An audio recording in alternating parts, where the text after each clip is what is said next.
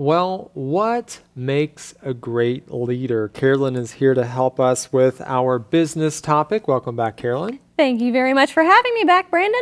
What are some things for you, Carolyn? What are at least a couple of things you would say this makes a great leader? Well, there are definitely some factors that I think most leaders share.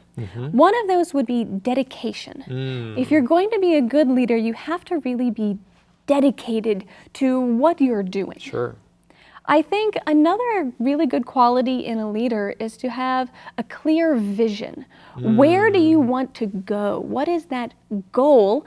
And what can you do to get there? So how can you encourage those that you are leading to continue forward and achieve that goal? All right. Really good points. Be dedicated, have a vision. I see that. I agree with that in leaders. And so thanks for sharing that.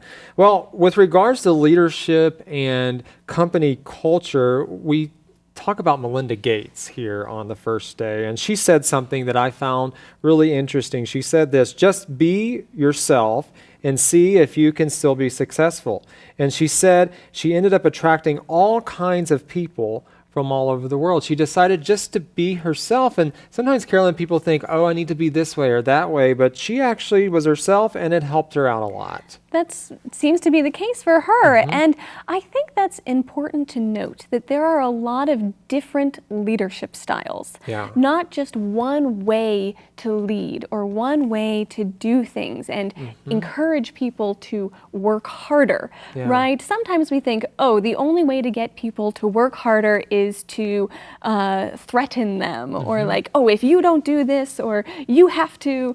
But her approach was more about love and empathy and having understanding. And I think that that type of leadership style really encourages people in a different way, right? To be gentle instead of hard. Right. Yeah. And I love the fact that that's who she is, and she just brought, this is me, and she led with that. And I think when we are authentic, that says a lot and draws people to us as well. It does. It can be really difficult when you're entering this work environment and you think that there are certain expectations that you have to meet as a leader or as an employee.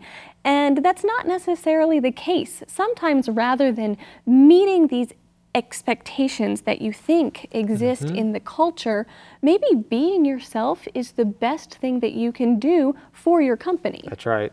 Well, Carolyn, we also talk about breaking through ceilings, glass ceilings, so to speak, and women breaking through those ceilings. We've heard a lot about that in our culture. Do you think we're making a lot of ground there, or there's still a long ways to go in society? Well, I think that improvements have been made, right? There are a lot of changes that have been made.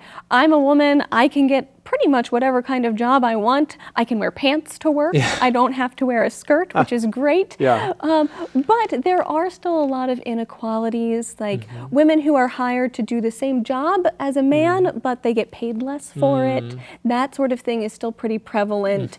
And I think that there are a lot of industries that just don't have a lot of women in that field. It's still a very male-dominated field, like STEM, right? Tech and mathematics and all of that. And so I think there is still progress to be made. All right. Well, thank you for joining us again.